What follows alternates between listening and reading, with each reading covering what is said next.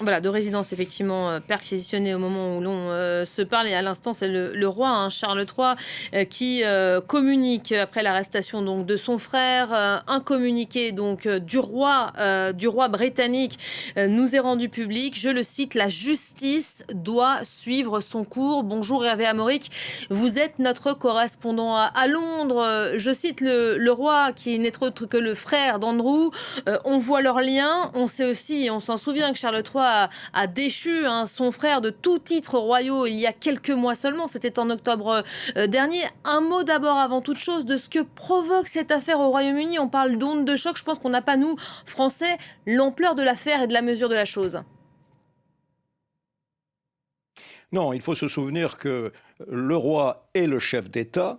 Bien sûr, c'est la famille royale dont on parle. Elle est éclaboussée ici par un scandale qui n'a jamais, dans l'ère contemporaine, été aussi important. C'est-à-dire que le roi, qui symbolise une royauté, une monarchie renouvelée, c'est ce qu'il a voulu donc, après la mort de sa mère, aujourd'hui vient immédiatement, enfin quelques années seulement après être monté sur le trône, fait face à un scandale jamais vu avec son frère, le frère du roi, qui est traîné devant la justice, enfin pas encore traîné devant la justice, arrêté pour l'instant parce qu'il n'a pas été mis en accusation, il n'a pas encore, il n'y a pas de charges qui ont été prononcées contre lui.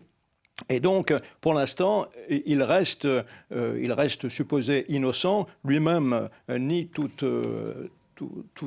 charge, il nie absolument. Donc, mais c'est pour la monarchie britannique, dans tous les cas, c'est un coup de semonce que le roi lui-même va devoir gérer, parce que le fait même qu'il y ait un communiqué aussi rapidement après l'arrestation, cela aussi c'est du jamais vu. Normalement, la monarchie et surtout le roi lui-même ne se prononce pas sur ce genre de choses. Donc on voit ici à quel point les choses sont en train de changer. Et évidemment, le prince Charles est éclaboussé par ce scandale, même si lui-même avait au début, enfin lors de la nomination, parce qu'ici, donc rappelons que c'est ici une charge.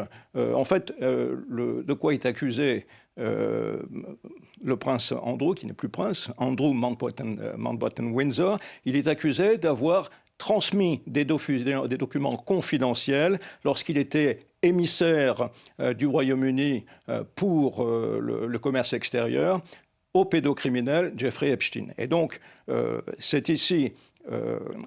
ce sont ici des charges qui sont administratives. Autrefois, on appelait cela trahison.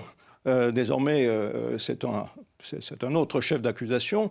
En revanche, à l'époque, c'était sous Tony Blair, Premier ministre, que cette nomination avait été faite, et le prince Charles, à l'époque, était contre la nomination de son frère. Il devait savoir quelque chose. Il avait demandé à Tony Blair de ne pas nommer son frère.